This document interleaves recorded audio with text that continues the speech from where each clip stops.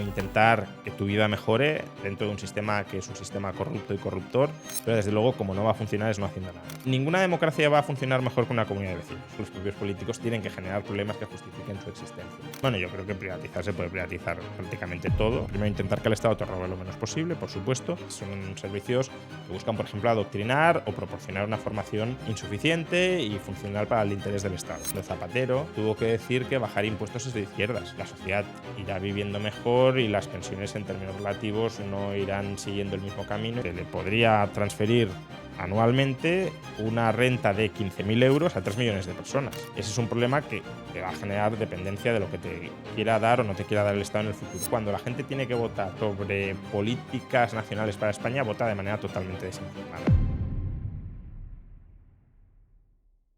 Hola a todos, muy buenas, soy Richard Gracia, como la mayoría sabéis, el fundador, el CEO del Método Rico, inversor, empresario, y estoy aquí hoy con Juan Ramón Rayo, que es uno de los economistas más influyentes de España, incluso del ámbito internacional. Muy buenas, Juan Ramón, ¿cómo estás? ¿Qué tal? ¿Cómo estamos? Muchas gracias por la invitación. Nada, encantado de estar aquí charlando contigo. Bueno, para los que no te conozcan, que me parece increíble que no te conozca Bueno, nadie a día de hoy, bueno, es profesor y doctor en Derecho, en Economía, en diferentes universidades. ¿Qué tal? ¿Cómo estás? muy bien, pues nada, a gusto y a ver de qué temas vamos a charlar, a conversar y a tratar de aportar algo de luz. Totalmente. Bueno, pues la idea es básicamente hablar un poco pues, de los temas que más o menos compartimos y de los temas que tú pues, dominas, ¿no? Pues hablar un Ujú. poco de economía, hablar un poco de inversión, de finanzas, de política también. Entonces, bueno, uno de los temas que me gustaría hablar, sobre todo para empezar, es porque es lo que preocupará a la mayoría de gente que escuche este vídeo, es la situación socioeconómica, política en España. ¿Tiene futuro? Bueno, a ver, futuro siempre hay, incluso, incluso en Haití hay futuro, ¿no? Quiero decir que el país no desaparece, pero sí, la cuestión es qué tipo de futuro. A ver, los últimos 15 años han sido años de estancamiento, han sido años en los que los estándares de vida apenas han aumentado o incluso si consideramos determinados grupos de población, por ejemplo, los no propietarios de vivienda, que se han deteriorado por la subida fuerte del precio de la vivienda, de los alquileres. ¿Los próximos años serán distintos? Es difícil de saber, pero en general Europa, no solo España, tiene un problema de aumento de crecimiento de la productividad y si no aumenta la productividad es muy complicado que los estándares de vida mejoren. Entonces tenemos un Estado muy grande que a poco que aumenta la productividad la parasita, la productividad apenas crece, es un mix, es un cóctel no especialmente ilusionante, diría yo. ¿Y qué se puede hacer, no? Porque es que yo esto también le doy muchas vueltas. A ver, yo soy obviamente español y me preocupo por mi país. Ujú. Me gusta mi país, me encantaría que le fuera mejor. De hecho, yo creo que España en general sigue siendo un país increíble Sí, en no, muchos claro. aspectos. Ujú. Pero ¿qué se puede hacer, no? Porque hay gente que dice, no, lo que hay que hacer es dejar de votar, ¿no? Lo que hay que hacer es tal. ¿Cuál podría ser la solución realista hablando de Ya, esto? a ver, no hay soluciones mágicas, creo yo, vamos, al menos. Entonces, no es que por el hecho de dejar de votar eso vaya a funcionar o por el hecho de votar a determinada opción se vaya a modificar mucho de manera muy radical el panorama. Yo creo que es una especie de enfoque, de nuevo, mixto. Por un lado, intentar que tu vida mejore dentro de un sistema que es un sistema corrupto y corruptor y tratar que ese sistema no te perjudique mucho. Claro, si mucha gente consigue que el sistema no le perjudique, pues en general la sociedad va mejorando porque la sociedad también es esa suma de personas, ¿no? Y por otro, tratar de dar la batalla para que de las ideas, cultural, ideológica, moral incluso, para que la fibra social de esa sociedad vaya cambiando y vaya teniendo una mentalidad distinta. No es que sea un camino que nos asegure ni mucho menos que eso vaya a funcionar. De hecho, yo creo que es más fácil que no funcione a que sí, pero desde luego como no va a funcionar es no haciendo nada. Y creo que hay que hacer y hay que intentar hacer y hay que librar batallas aun cuando uno crea que las va a perder, porque es que si no las libras ya entonces sí que Has perdido. te pierdes y te patalean y te humillan y te tiran por el suelo y todo, claro. Totalmente. Y un poco en esa línea, ¿no? De tratar de buscar soluciones realistas. A mí es un tema que personalmente me preocupa mucho y me gustaría poder aportar. ¿Qué podríamos hacer? En Argentina ahora tienen Milei, ¿no? Ujú. ¿Qué tenemos que hacer para que surja un Milei aquí en España? Claro, es que, a ver, Milei es una mezcla, el éxito de Milei es una mezcla de muchas cosas. Primero es una mezcla, desde luego, de buenas ideas y de muy buena capacidad para divulgarlas.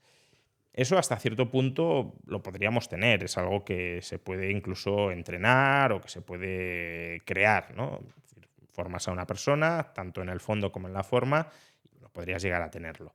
Lo que pasa es que es verdad que Milei también tiene una personalidad que eso ya no es tan fácil de crear, porque es en gran medida pues, innato o característico de él, que además en el caso de la sociedad argentina prende o conecta muy bien. Ujú. Pero lo tercero que falta, y eso pues ya no es algo controlable, ni siquiera algo deseable, es que, claro, esa personalidad que conecta muy bien con la sociedad, que comunica bien, que tiene buenas ideas, se da en un contexto de decadencia económica intensísima de 50 años y además en un momento de prácticamente hiperinflación en la sociedad argentina, después de que hayan pasado en los últimos años también varias hiperinflaciones y algún repudio o default de deuda. Entonces, claro, cuando ya tocas fondo tantas veces y te has levantado tantas veces creyendo que ya superabas todo lo anterior y vuelves a caer, pues la sociedad o se vuelve muy cínica pensando que nada absolutamente funciona o le da una oportunidad a nuevas ideas, a nuevas propuestas.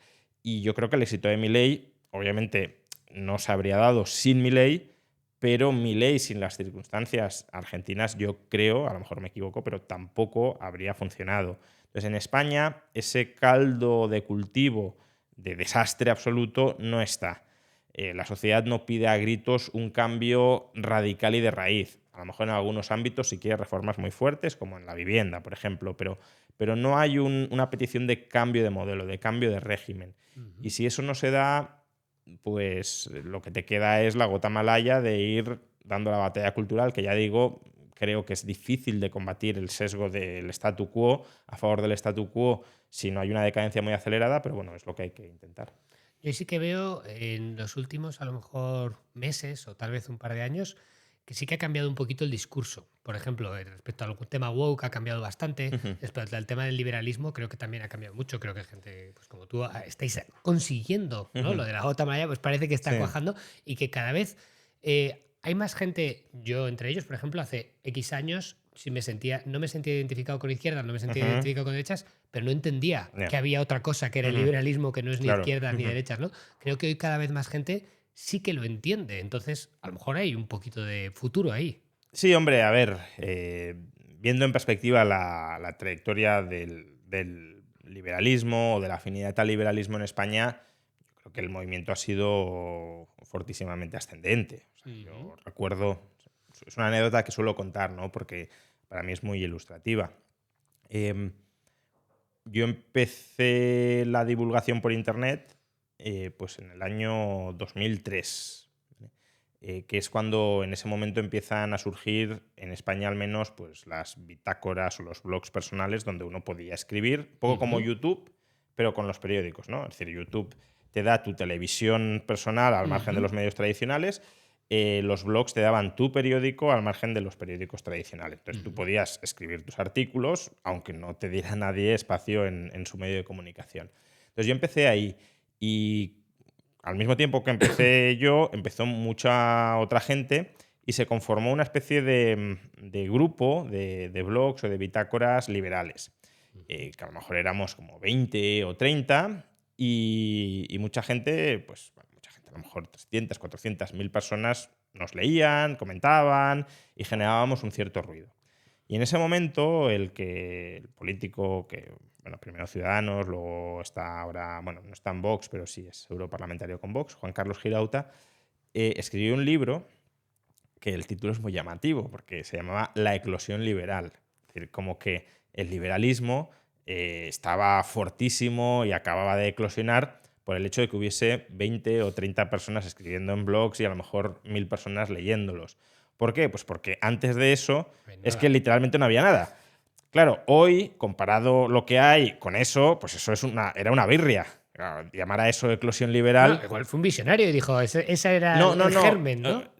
No, la idea no era tanto que eso era el germen, que además yo creo que tampoco lo ha sido del todo, pero bueno, en cualquier caso fue un primer fogonazo, sino que eso ya como que ya era algo muy, muy armado. Claro, hoy el movimiento es muchísimo más amplio, hay muchísima más gente, de muchas más edades, de muchos más, incluso niveles culturales, mucho más transversal, pero aún así sigue siendo relativamente pequeño. Claro, si lo Ujú. comparamos con, por ejemplo, la vitalidad del liberalismo en Argentina, pues claro, es que no tiene nada que ver. En Argentina, perfectamente un tercio de la población puede ser liberal más o menos a conciencia. Ujú. Y eso, claro, es un cambio cultural muy fuerte que no sé hasta qué punto llegaremos a ver aquí. Pero bueno, al menos es verdad que hay unos ciertos elementos previos para que, si se da en el futuro alguna situación de demanda de cambio de régimen, por alguna catástrofe o por algún destrozo que genere la política dentro de nuestro país, pues al menos esa base previa que te permite decir, oye, el liberalismo es una alternativa a lo que hay, probémoslo, eso sí está más o menos. Yo lo que veo también es que nos falta aquí un partido, ¿no? Porque Ciudadanos hizo un intento, pero luego al final no terminó de funcionar. Mm, Y si hubiera un partido fuerte, yo con valores, yo quiero creer, ¿no? Todavía en el mm, sistema en que el sistema probablemente creo a día de hoy que hay que cambiarlo desde dentro, porque lo de dejar de votar, al menos en mi opinión, no tiene ujú, mucho sentido, porque tendrías que convencer al 99% de ya, la gente que haga eso, ¿no? Entonces, no sé si a lo mejor desde el punto de vista de académico, tú también estás en la Fundación Joven de Mañana, estás en varios ujú, sitios, no sé si ves que hay posibilidades de que surja ese partido, al menos que dé. Porque creo que la gente votaría. Yo tengo en mi entorno mucha gente que sí que estaría deseando. Bueno, si tú formas un partido, te aseguro, no, ya yo sé que no no. lo vas a hacer, ya lo has dicho varias veces, pero si de alguna manera se conformase ese partido que realmente representara el liberalismo de manera fiel, y por supuesto que luego no la líen Ya. con liadas políticas, Sí, ¿no? claro, es que esa es otra. No lo sé, yo soy relativamente escéptico. Es verdad que en general soy muy escéptico con la política, con lo cual es normal que sea escéptico con respecto a la formación de un partido político liberal y su capacidad de éxito, pero el voto es muy gregario y es muy conservador en el sentido de, pues, el que vota PSOE normalmente vota PSOE, el que vota PP normalmente vota PP, luego puede haber gente que a veces vota PP y a veces vota PSOE, pero no hay enormes transferencias de votos. Luego puede haber gente que se haya quedado totalmente desencantada con el PP y haya dado el salto a Vox, pero entonces ya vota a Vox, llueve o truene.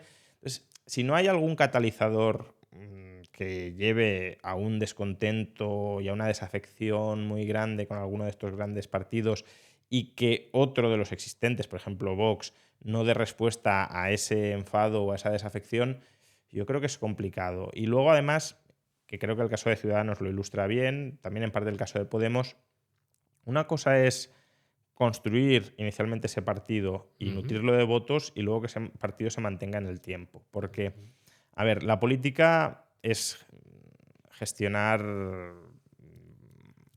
en parte es gestionar marrones, ¿no? Es ujú. gestionar problemas. Otra parte es crearlos, ¿no? Porque si no hay problemas, no hay necesidad de políticos y por tanto los propios políticos tienen que generar problemas que justifiquen su existencia. A veces los generan deliberadamente, otras inconscientemente, pero los generan. Pero en cualquier caso, como tú vas a tener momentos en los que tu popularidad va a estar más alta o más baja, porque es la vida de cualquier partido, claro, si tú no tienes una fortísima implantación territorial que te permita resistir los momentos de bajada, Ujú, cuando bajes, y vas a bajar, corres el riesgo de desaparecer. PP y PSOE tienen una implantación territorial enorme, están ujú. presentes en cada pueblo de cada ciudad, y eso significa que, aunque pierdan mucho poder, tienen dónde refugiarse y dónde esperar a recuperar ese poder, y lo pueden hacer. En cambio, ya digo, Ciudadanos no tuvo el músculo para hacerlo y Podemos también ha estado a punto de desaparecer, y a poco bien que lo hubiese hecho Sumar. Claro, si lo ha hecho tan mal, pues al final va a resucitar a Podemos, pero a poco bien que lo hubiese hecho Sumar, Podemos desaparece. De hecho, cerraron todas las delegaciones autonómicas, redujeron mucho el peso de la de Madrid, porque no tenían presupuesto, no tenían nada. Entonces, claro, aunque surja un partido liberal, que yo ya digo, tengo mis dudas de que vaya a funcionar, pero si funcionara, puede tener una buena época, pero a poco que empiece a flaquear en algún momento, y flaqueará, lo más probable es que desaparezca. Entonces, no lo sé. Yo, más que la opción de que surja un planteamiento liberal, que sería, bueno, un poco el camino Milei, ¿no? Un líder liberal que aplique reformas liberales, Ujú. ojalá, o sea, me encantaría que fuera así, pero creo que es otra posibilidad es ir dando la batalla cultural para que determinadas políticas permeen en muchos partidos políticos, de tal manera que casi cualquiera tenga que Ir aplicarlo. metiéndolas en la ventana de Overton, ¿no? Ir un poco Exactamente, introduciendo. exactamente. A ver, para mí una victoria, que ahora ya no ha sido victoria, pero que es un ejemplo de esto, es cuando Zapatero, creo que fue en el año 2002, tuvo que decir que bajar impuestos es de izquierdas. Claro, que el líder del PSOE te diga que bajar impuestos es de izquierdas y que la izquierda defiende bajar impuestos, eso es un triunfo fortísimo de la ideología liberal. Ujú. Luego, es verdad que incluso él bajó impuestos. Y ya luego, no, y fue un desastre, pero sí tuvo esa parte de, bueno, de intentar acoger, al menos fiscalmente, algunas de las ideas y de las propuestas liberales. Y eso fue pues porque hasta cierto punto había una, bueno, corriente de pensamiento ciudadana, se habían bajado impuestos con Aznar, las cosas habían ido más o menos bien, probablemente al margen de todo eso, pero coincidió la bajada de impuestos con unos buenos tiempos económicos y en el imaginario colectivo se generó esa imagen de bajar impuestos está bien, por tanto la izquierda, si quiere votos, tiene que decir que bajar impuestos está bien. Pues ese tipo de conquistas son, creo, las que hay que intentar conseguir para afianzar, bueno, ciertas estructuras institucionales mucho más proclives a la libertad. Y eso estábamos hablando un poco, digamos, de la parte más liberal o del modelo, ¿no? Pero luego también hay otra parte que hay un debate bastante importante y que creo que también está cogiendo cierta inercia, Ujú, que es el tema de la democracia. ujú. Estamos en una democracia, no estamos en una democracia, hay separación de poderes, es una democracia real. ¿Cuál es tu visión sobre la situación de España? ¿Es un país democrático? ¿Hasta qué punto es democrático? A ver, depende cómo definamos democracia, ¿no? Porque aquí hay muchas definiciones de democracia. Si cogemos democracia, o sea, si en democracia incluimos la necesidad de separación de poderes, claramente es una democracia muy imperfecta la española porque los poderes no están demasiado separados. Es decir, el poder legislativo escoge al judicial o aparte del judicial, luego el poder ejecutivo eh, en cierto modo determina el legislativo, de alguna manera, ¿no? Porque el líder del Ejecutivo suele ser el líder del partido que consigue una cierta coalición mayoritaria en el Parlamento, y el líder de ese partido confecciona las listas y, por tanto, los que integran el Parlamento han sido escogidos, vale, sí, por la ciudadanía, pero entre los candidatos preseleccionados por ese líder de partido que luego es el que ocupa está al frente del Ejecutivo. Entonces, claro, si tú exiges que democracia no sea nada de eso, pues entonces no sea democracia. Ahora, si democracia lo entendemos simplemente como un mecanismo de conversión de votos ciudadanos expresados en decisiones más o menos políticas, pues entonces sí, claro, tenemos democracia porque se vota y al votar se escogen a ciertos representantes y esos representantes hacen algo que, bueno, más o menos llevaban en su programa electoral y que la gente supuestamente ha votado en función de esos programas. Luego, esa es la teoría de la lógica democrática. Luego, eso, Ujú. obviamente, eso ni siquiera se cumple, porque se vota en función de modas o de ideologías y, por tanto, de la corriente en la que tú te quieras meter. No es que el ciudadano sea muy crítico en el sentido de su voto, sino más bien su voto está teledirigido por la ideología que le viene instalada de fábrica. Yo ahí a veces, de hecho, me he cuestionado, ¿no? Incluso pues la validez del sistema, cómo se plantea, porque incluso a día de hoy en España sabemos que no es una persona un voto. Ujú, También no todo el mundo puede votar en España. ujú. ¿Crees que podría llegar a tener sentido, pues ahora que también Elon Musk y otras corrientes están defendiendo, pues que a lo mejor no todo el voto debería ser el mismo, que debería haber gente que pues tenga un tipo de estudios o de Ujú, formación o incluso de valores, ¿no? Puede que haber diferentes cortes criterios y puede que un voto valga más o un voto ujú. valga menos. A día de hoy así es, aunque no nos guste, en España no todos van igual. ¿Podría haber un sistema mejor pensando en alguna de esas líneas en las que, porque como lo he dicho, es verdad que la gente a veces vota sin haberse leído nada. Ya. Entonces ese voto debería ser inválido, no tiene sentido que esa persona tenga, Bueno, digamos, el mismo peso, ¿no? uno de mis filósofos favoritos, que es Jason Brennan, él es partidario de la epistocracia, ¿no? Que es un poco lo que tú estás comentando de alguna manera, tratar bueno, de filtrar inicialmente los votos en función de, pues, más o menos, entiendes lo mínimo necesario para votar sobre lo que estás votando, ¿no?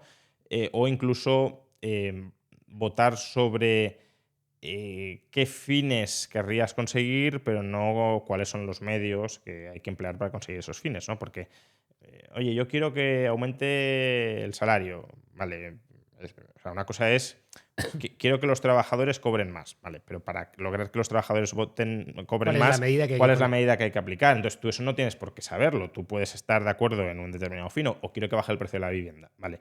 Pero ¿cómo hay que bajar el precio de la vivienda? No, controlando alquileres. No, es que eso es un método erróneo para lograr ese fin, ¿no? Entonces, bueno, se podría filtrar por ahí. Yo, en general, no me gustan, son propuestas un poco elitistas, si lo queremos, de democracia. A mí no me gustan ni las propuestas elitistas ni las propuestas más vulgares o populares. Creo que el problema de la democracia y también de la epistocracia es un problema de querer planificar lo que no habría que planificar. Entonces yo soy más bien partidario de, por un lado, reducir el ámbito funcional de la democracia, es decir, que no se vote sobre tantos asuntos como se están votando hoy, es decir, que el ámbito de competencias del Estado sea mucho más restringido, y luego también reducir el ámbito territorial de la democracia. Porque, claro, es verdad que cuando la gente tiene que votar sobre políticas nacionales para España, vota de manera totalmente desinformada. Ahora, si los vecinos de este barrio tenemos que votar sobre si en esta plaza queremos hacer algo o queremos hacer lo otro, ahí la gente sí vota de manera mucho más informada porque es la plaza por la que pasa todos los días, que ha conocido toda la vida, tiene un interés directo en que esto salga bien, se informa, discute con el vecino, plantean alternativas, tienen más feedback. Entonces, esa democracia más local, que es el modelo suizo básicamente, creo que para determinadas cuestiones sí tiene sentido y sí puede funcionar. Ya cuando quieres extender ese modelo a el ámbito de todo un país y para todo o casi todo, es un desastre. ¿Y en qué cosas a lo mejor podría tener sentido? Porque ese punto la verdad es que es interesante y claramente yo creo que cualquier persona que nos esté escuchando puede entender que una persona pues, puede votar con mucho más criterio sobre cosas de su barrio o Claro. de su ciudad, ¿no? Que sobre el impacto en toda la medida que puede tener sobre la ley de vivienda en todo un país, con Claro. todas las casuísticas que tiene un país y Exacto. complejidades económicas y demás, ¿no? Entonces, aquí digamos, ¿cómo se podría plantear ese sistema que funcionase un poco mejor en el que tuviéramos más acotado ese ámbito y en qué áreas? Porque hay cosas a lo mejor como la seguridad o la defensa que a lo mejor sí que tiene más Ya. sentido tenerla a ámbito nacional, pero otras a lo mejor no. Claro, o sea, todo lo que se pueda de alguna manera delegar o descentralizar al mercado o a la sociedad civil, creo que habría que delegarlo al mercado o a la sociedad civil.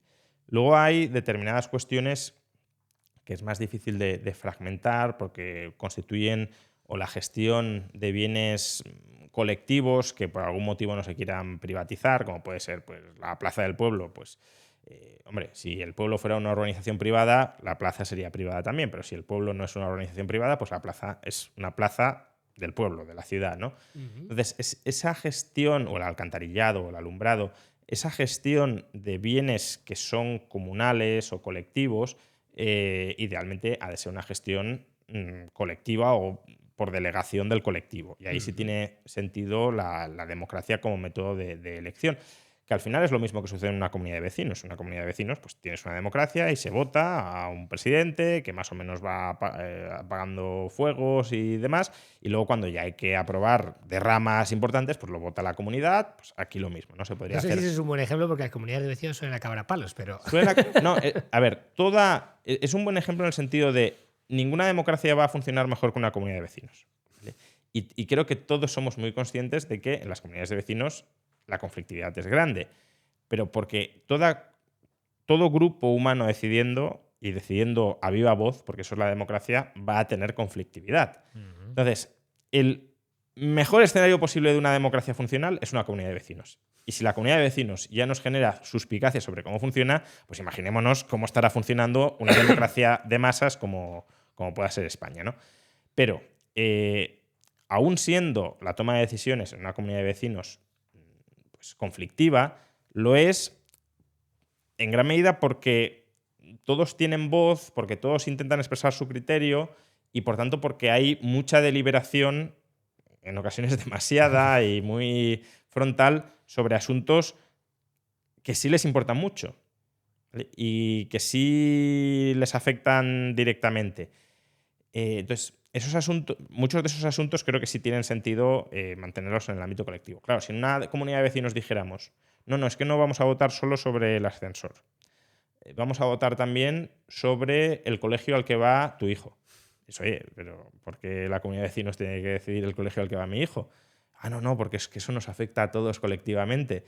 No, me afectará a mí, a mi hijo, pero a ti, que vives en el piso de al lado, no te afecta nada. No, pero es que claro, yo tener un vecino que vaya a un determinado colegio o a otro, pues indirectamente O me cuando me lo afecta. cruce en el ascensor, Claro, ¿cómo por me ejemplo, saluda el sí, sí, niño? Sí, sí. o mi hijo se va a relacionar con el tuyo y por tanto tiene que tener un nivel cultural determinado. Bueno, pues ese tipo de excusas que veríamos absurdas, pues son las que en última instancia se utilizan también para justificar que todo el pueblo, o sea, toda la nación o toda la ciudadanía decida la educación que van a recibir mis hijos. Entonces, hay muchas cuestiones que hay que sacar del ámbito colectivo y no decidirlas Ujú. colectivamente, otras que no puedes fraccionar realmente. Ya digo, pues el ascensor en una comunidad de vecinos Sí, es comunal, no es lo puedes comunal y fraccionar. no lo puedes fraccionar. Pues ahí sí que habrá que decidirlo, que se hace o que no se hace entre todos.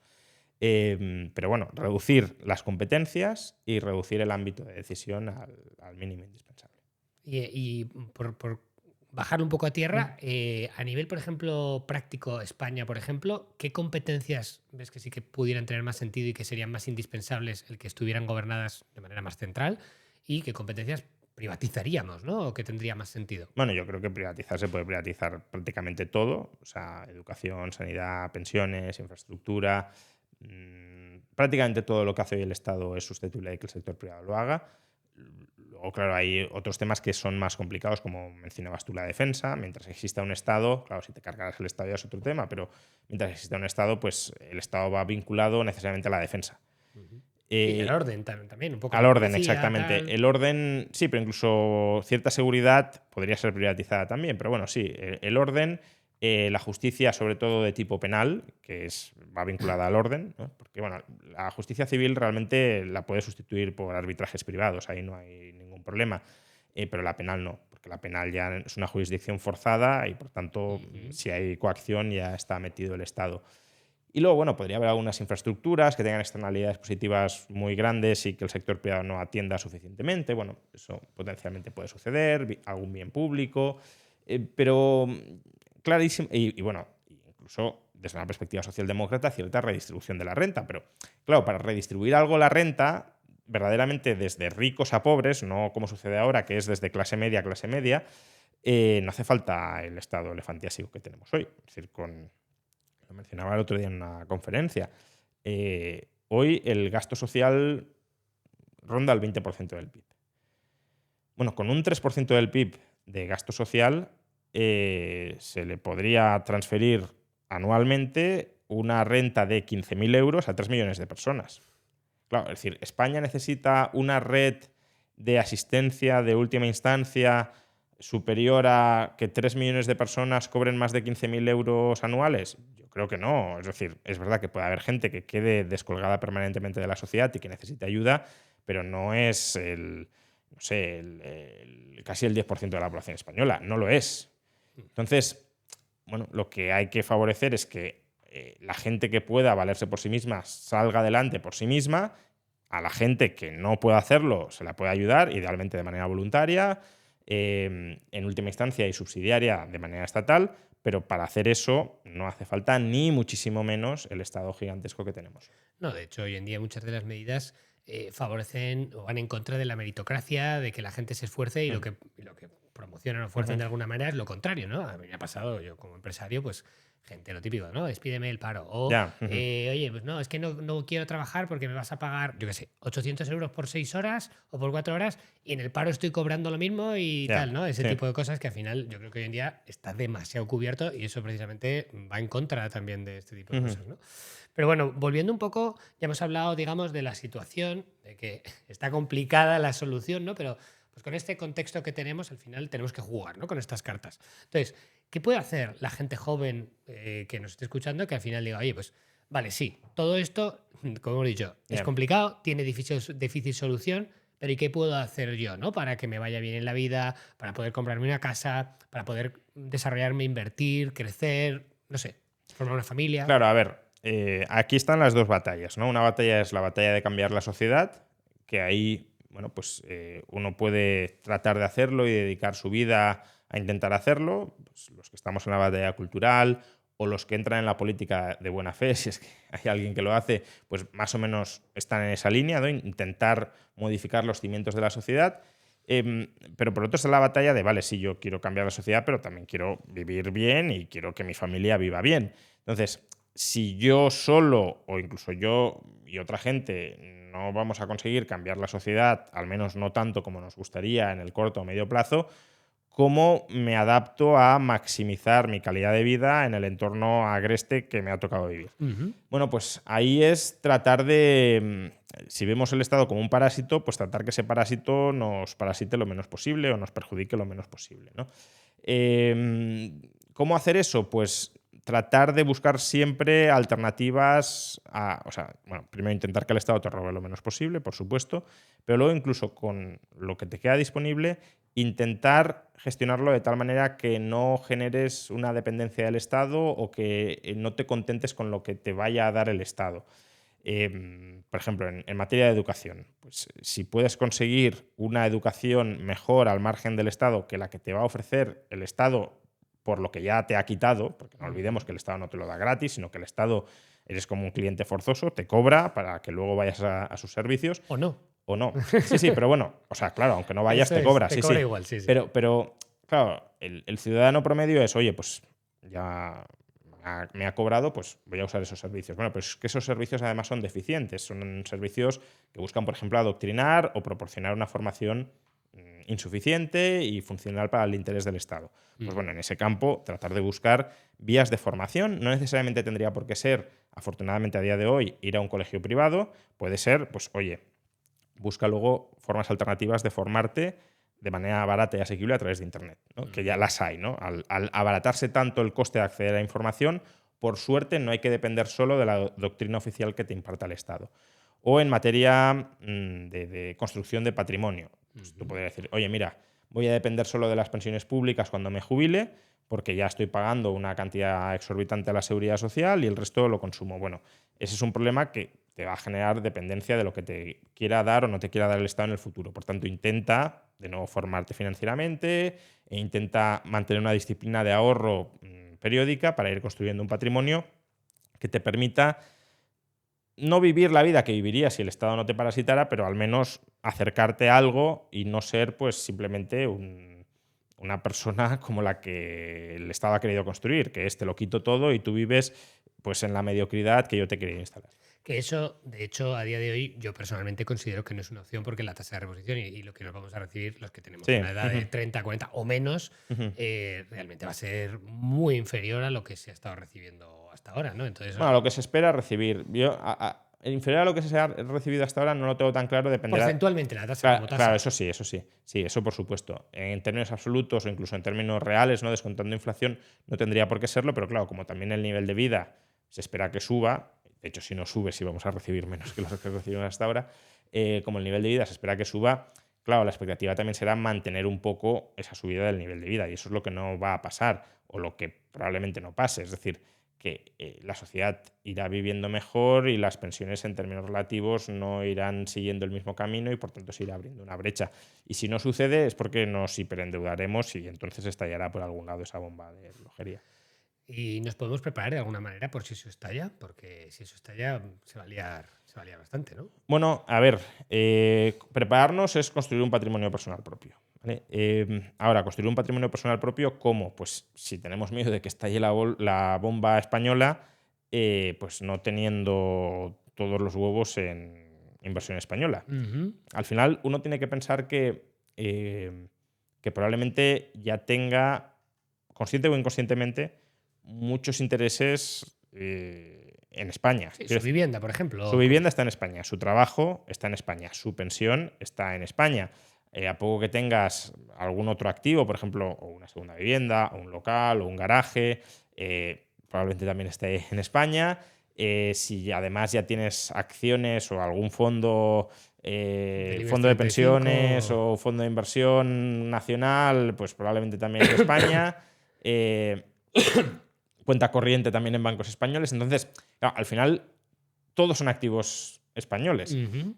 incluso podríamos decir tu educación también es una educación que has obtenido en España y que está adaptada al entorno formativo español. Sí, si eres, por ejemplo, abogado, tú estás para Exacto. ejercer en España. Claro, entonces, bueno, hay una concentración ahí de riesgos territoriales importante, ¿no? Porque si España va mal, se te cae todo. Bueno, eso les ha pasado a los venezolanos o a los argentinos. Por ejemplo, exactamente. Entonces, claro, si uno teme que puede estallar en algún momento una bomba en España, bomba financiera en España, pues claro, sería bueno que parte del patrimonio personal que vaya construyendo lo construya en activos, aunque sea desde España, pero lo construya en activos que estén fuera de España. Ujú. Que eso también tiene su dificultad, porque claro, normalmente invertimos en activos españoles porque son los que mejor conocemos y por tanto en los que más criterio podemos tener a la hora de Pero hay invertir. cosas como una cartera indexada o un fondo Exacto. indexado del SP500, son cosas que Claro. si haces un DCA Por puedes eso. hacer, ¿no? Sí, exacto. Entonces, tratar de salir de la zona de confort y mirar activos alternativos a los tradicionales o a los que nos sean más cómodos o más fácilmente reconocibles fuera del área geográfica en la que estamos. Porque si no, claro, si uno dice, no, yo me voy a preparar de la bomba, del estallido de la bomba de las pensiones invirtiendo en el IBEX, pues sí, a lo mejor te salvas un poquito, pero está muy bueno, sí. ligado una cosa con la otra, ¿no? Claro, pues lo que le habrá pasado a las bolsas, por ejemplo, de Argentina. Pues es que Sí, al sí, final, sí, si el sí. país se va para abajo, pues es que. No, y se que va si todo. tienes un problema demográfico en España, pues las empresas españolas tampoco lo van a hacer extraordinariamente bien, porque la base de sus clientes también va a envejecer, etcétera. La mayoría de etcétera, sus ingresos van a ser Por eso, españoles, sí. etcétera. Vale, y bueno, para eso también nos podría servir también el Bitcoin, ¿no? Por ejemplo, que es un activo que no tiene Ujú. un ámbito geográfico definido. Para eso sí, lo que pasa que, a ver, claro, decirle a uno que prepare su jubilación invirtiendo en Bitcoin. No, 100% obviamente claro. no tendría ningún sentido. No, como un activo complementario a tener en cartera, sí, yo creo que, de nuevo, si uno lo entiende, si uno es consciente de lo que significa, si uno, por tanto, está dispuesto a mantenerlo en cartera porque sabe que está comprando. Ujú. El problema es cuando dices, no, yo aquí lo voy a comprar porque esto me va a permitir dar un pelotazo y claro, luego te baja, como ha bajado el Bitcoin un 75%, y dices, pues tengo Lo que vendo y venderlo. justo pierdo. Claro, exacto. Entonces, si tú entiendes qué es un Bitcoin y qué has comprado y qué tienes en cartera y el valor que te va a proporcionar, que no es dar el pelotazo, entonces sí. Entonces sí tiene sentido incorporarlo de cara a tu jubilación en cartera, incluso más allá. Es decir, como mecanismo de transmisión de herencia, el Bitcoin es muy potente, Ujú. porque lo puedes fraccionar, no te lo vigila, o si lo has hecho bien, no te lo vigila nadie, etcétera, ¿no? No te lo pueden confiscar. Bueno, ahora, claro, si uno quiere un patrimonio que se vaya revalorizando, pues bueno, quizá con Bitcoin se consiga, porque no sabemos todavía dónde está el techo, Ujú. pero de la misma manera que el oro hoy puede tener potencial de revalorización por la casuística en la que se encuentra, pero a largo plazo el potencial de revalorización del oro es limitado porque es un activo que simplemente contiene valor social de liquidez, Ujú. no es un activo que genere rentas de producción que se vayan autoincrementando, que se vayan reinvirtiendo No son empresas ni inmuebles, que es Exacto. básicamente. Eso es. Pues el Bitcoin en algún momento también llegará a esa zona de consolidación y por tanto se podrá seguir revalorizando año tras año, pero a ritmos que tienen que ser más modestos. Aún así, hay gente que sí que ve el Bitcoin mucho más allá, ¿no? No sé si en 500.000, en 1 millón, pero sí que es verdad que hasta ahora todos los institucionales, prácticamente hasta hace poco que sacaron el ETF, no habían entrado. Y sí que ahora muchos gestores profesionales, muchos asesores financieros, gestores patrimoniales, están empezando a incorporarlo en cartera. Sí, no, o sea, potencial alcista puede seguir teniendo, no estoy diciendo lo contrario. A ver, el potencial que ha tenido hasta el momento ya no va a volver. Sí, lo que no va a ser los mismos múltiplos, no vas a hacer no. un por 100 ni nada Ni parecido. un por 1000 ni un por 10.000, ¿no? Porque, a ver, muchos hemos visto Bitcoin a 30, entonces, claro, pasar de 30 a 70.000 no va a volver a pasar. Ahora, que pueda llegar a 1 millón, incluso algunos dicen 10 millones, bueno, pues podría llegar a ser. Más allá de eso, yo ya lo veo muy, muy complicado. Para que llegara mucho más allá de eso, ya tendría que convertirse prácticamente en el patrón monetario global y eso no creo que vaya a suceder. De acuerdo. ¿Y alguna otra cosa que pudiera hacer la gente? Porque claro, hemos estado hablando de invertir, ¿no? Pero mucha gente, aparte de que hay una parte de formación, y yo creo que esto estoy de acuerdo porque lo veo mucho con alumnos y tal, ¿no? Ujú. Que la gente, en mi opinión, no tiene la suficiente educación financiera, ni siquiera como para Ujú. ahorrar suficiente, Sí. porque cuando ahorran son capaces de ahorrar más y por tanto de invertir Claro. más. Pero es verdad que hay gente que está en una situación realmente complicada, ¿no? Nosotros, por ejemplo, a gente que está cobrando 1.000 o 1.200 o 1.500, decimos, ostras, creo que tu prioridad no debería ser invertir, porque Claro, probablemente tengas que pues, buscar otro tipo de de cosas, ingresos. ¿no? ¿Qué puede hacer ese tipo de personas? Bueno, efectivamente, cuando tus ingresos no tienen o no te dan margen suficiente para ahorrar, porque, pues, por ejemplo, se te come el 60% del alquiler, pues ahí poco tienes que recortar para ahorrar, ¿no? Ahí la cuestión, bueno, o lo que yo creo que hemos hecho muchos en su momento es buscar fuentes complementarias de ingresos. Ujú. Obviamente, fuentes complementarias que no te absorban todo el día y todas tus energías vitales, porque tienes que seguir creciendo, te tienes que seguir formando, tienes que seguir mejorando en lo que sea tu línea principal de actividad, porque no puedes matar tu futuro profesional para mejorar un poquito en el margen de tu presente, pero buscar líneas pues, que a lo mejor con un suplemento de 2 o 3 horas de trabajo diarios y te aporten ingresos adicionales, que eso sí lo puedas ahorrar. Bueno, yo lo he hecho y hasta cierto punto lo sigo haciendo, porque lo mío, por ejemplo, mi actividad profesional no es un número cerrado de horas, es Ujú. bueno, pues ir cogiendo proyectos según vayan surgiendo, más allá de las pautas más o menos regulares que tengo de pues eso, alimentar el canal, dar clases en la Universidad de las Hespérides, en la Universidad Francisco Marroquín. Bueno, pero más allá de eso, pues te van surgiendo posibilidades de dar conferencias, que no digo que esto sea lo necesario para el común de los mortales, porque Ujú. no, Lo que puede haber otras por desgracia vías. no suele serlo. Pero vamos, yo cuando empecé, por ejemplo, pues trabajaba en un periódico y luego me surgió la posibilidad de dar clases. Pues eso ya es un extra. Y luego, como daba pocas clases, pues busqué otros centros donde dar algunas clases más. Entonces, claro, ¿eso era mi línea principal de desarrollo profesional? Pues en muchos casos no, porque a lo mejor eran clases de ámbitos que, bueno, me podían más o menos gustar, pero que no eran a los que me quería dedicar, como por ejemplo contabilidad o finanzas. Que ya digo, son ámbitos en los que me muevo a gusto, pero Ujú. no es el campo de investigación en el que me quiero centrar.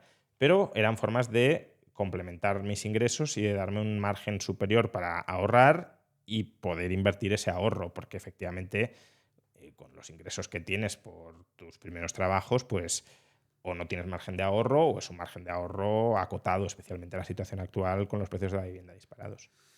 Y aparte de esa vía, porque yo normalmente veo tres vías, ¿no? Ujú. Nosotros también intentamos ayudar a la gente a aumentar ingresos, porque al final muchas Claro. veces es que es lo que les hace Sí, sí, falta, sí, ¿no? sí. Es lo que te digo, si me viene una persona con unos ingresos muy justos, digo, oye, tú no necesitas invertir y sinceramente no te voy Sí, a sí, vender una claro. formación para aprender a invertir porque no tiene Claro. sentido.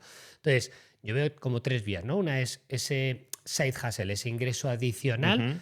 Otra podría ser el reinventarte profesionalmente, Por estás en una supuesto. profesión y tal, y otra podría ser emprender. De estas otras dos vías, ¿crees que podría ser para todo el mundo no la parte de emprender? Y la parte de reinventarte profesionalmente, creo que hoy en día también hay posibilidades que no existían hace unos años, como son los bootcamps, Ujú. porque hay una demanda a lo mejor brutal de profesionales en marketing, profesionales en inteligencia Ujú. artificial, profesionales de programación, de ciberseguridad, Ujú. que incluso con 6 9 12 meses puedes llegar a encontrar un Ujú. trabajo de eso sin tener que hacer una carrera entera Ya. de 4 o 5 años, ¿no? ¿Cómo ves esas vías para la gente? Bueno, la de la formación a través de los bootcamps la conozco mucho menos, la verdad, pero la reinvención profesional, por supuesto. Es decir, al final uno tiene que estar en una trayectoria profesional a la que le vea un camino potencialmente ascendente. Es decir, si uno está en un trabajo en el que no está cobrando un sueldo que considere suficiente para vivir bien y tener margen de ahorro, y además en el que no tenga perspectiva de crecer, de ir creciendo profesionalmente, yo creo que tiene que salir de ahí. O sea, tiene que Ujú. buscar, a lo mejor durante un tiempo no puede salir de ahí porque bueno, tiene que seguir pagando facturas, alquileres, etcétera, pero tendrá que complementar entonces eso con el reciclaje formativo para tratar de explorar otras líneas de actividad donde sí tenga esa situación más holgada o esa trayectoria de mejorarla en el futuro. Entonces, esa línea, desde luego, cualquier trabajador se la ha de plantear, incluso, bueno, yo creo que los que tenemos incluso una posición más cómoda, también nos la seguimos replanteando. Es decir, yo no hago lo mismo hoy que hacía hace 5 años, mucho menos que hace 10 años, y seguro que dentro de 10 años no haré lo mismo que hago ahora. Entonces, tienes que estar continuamente reinventándote y aprendiendo y mejorando, porque además otros lo están haciendo y por tanto lo pueden hacer mejor que tú, y si te duermes en los laureles te van a desplazar, obviamente, pero es que eso es también en el sector empresarial. Entonces, luego lo de emprender ya requiere una actitud y un tipo de personalidad que no todo el mundo tiene y que, por tanto, no es necesariamente aconsejable para todo el mundo. Es verdad que uno puede, de alguna manera, celebrar o loar las gestas emprendedoras, ¿no? Idealizar el Ujú. emprendimiento, pero es un proceso muy duro, es un proceso donde se fracasa mucho, porque para aprender hay que fracasar muchísimo y por tanto hay que tener capacidad para digerir personalmente esos fracasos y luego no envenenarte con ellos, sino Crecerte, ¿no? saber crecerte y aprender de ellos. Y eso, Sí, hay que tener una resiliencia increíble. O sea, claro, y además continuada, porque si dijeras, bueno, es que vale, ya sé que tengo que fracasar una vez, pues fracaso. No, ya, pero es que fracasas una vez y fracasas otra y dices, bueno, es que no voy a triunfar nunca. Y puede ser que no termines triunfando nunca, porque también hay esa posibilidad de que, oye, pues lo intento y no salgo. O puede ser que fracases 100 veces y la 101 triunfas. Entonces, como no hay garantía de que vayas a triunfar y los fracasos pueden ser continuos, claro, puedes caer en la desesperanza y además consumes tiempo, recursos, no te estás formando en otros ámbitos donde a lo mejor sí podrías hacerlo bien. Entonces, yo creo que el emprendimiento, como cualquier cosa, tiene que ser al que le apasiona, al que tenga cierta predisposición personal a aguantar lo que supone. Y bueno, pero si uno tiene esas características y tiene la duda, yo creo que sí que es una forma de enfrentar cómo mejorar tú, mejorando la sociedad, que es muy positiva. totalmente. Yo justamente cuando grabo estas entrevistas, a veces una de las preguntas que suelo hacer a la gente que son emprendedores, básicamente, es cuál ha sido la mejor decisión de su vida. Y curiosamente, la mayoría de la gente me dice emprender. Ujú. Pero claro, es verdad que eso me lo dice la gente que es emprendedora y que Claro, le ha ido ha bien, triunfado, etcétera, que le claro. ha ido bien. Pero es verdad que es muy duro. Yo lo he vivido Sí, sí, sí. y tú de alguna manera también estás emprendiendo ahora con Ujú. tu negocio Bueno, y es duro, ¿no? Al final es ujú, una montaña rusa, sobre todo la parte de gestión emocional claro. brutal. Ujú. Ahí totalmente de acuerdo. Y ya por finalizar, sí que me gustaría a lo mejor si nos quieres dejar alguna enseñanza, algún consejo, algún conocimiento, algo que a ti te hubiera gustado que te dieran o que supieras, pues cuando a lo mejor tenías 10 o 15 años menos, ¿no? Estabas empezando, Ujú. tanto puede ser a nivel de inversión, a nivel de profesional o a nivel de lo que consideres, ¿no? Algo que puede ser importante. Bueno, yo quizá diría que seamos conscientes de que muchas de las cosas que hacemos pueden dejar huellas en el muy largo plazo, ¿no? Entonces hay que ser bastante prudente a la hora bueno, o sea, de cometer errores no, hay que cometerlos, pero de cometer ciertos errores o de meter la pata en determinadas cuestiones, eso sí que hay que tener más cuidado, ¿no? Hay que cuidar mucho la proyección pública o la imagen pública que pueda tener repercusiones negativas de cara al futuro. Lo digo sobre todo en un mundo donde cada vez más está todo grabado, hay imágenes de todo, hay autoexposición personal voluntaria en situaciones que a lo mejor pueden ser muy comprometidas, porque pensamos que eso no tiene repercusión de cara al futuro y sí puede tenerla. En mi caso, eso es algo que no se dio porque, bueno, pues las redes a lo mejor no estaban tan hiperdesarrolladas en su momento, Pero hoy en pero día con la gente joven es mucho más fácil. claro, pero con la gente joven yo creo que ahí sí hay un riesgo, si lo quieres, reputacional importante de no entender cómo determinadas decisiones que bueno, pues se pueden tomar a la locura de la juventud, pero claro, en la medida en que todo eso queda ahí registrado, grabado y demás, pues cuidado con eso porque puede parecer que no tiene un coste de oportunidad y sí tenerlo de cara al futuro. Totalmente, hoy en día más que nunca. Pues hasta aquí, lo dejamos aquí. Ha sido un auténtico placer charlar contigo, compartir este ratito y como, bueno, yo como admirador también tenía muchas ganas de tener esta conversación. Creo que es muy enriquecedor y creo que este tipo de conversaciones espero que ayude a inspirar también a la gente a aprender y también empujar un poquito ese liberalismo y esas Ojalá. ideas, ¿no? A dar esa batalla cultural que decimos. Pues muchísimas gracias, Richard. Ha sido un Muchas placer. gracias a ti, Juan Ramón. Un abrazo.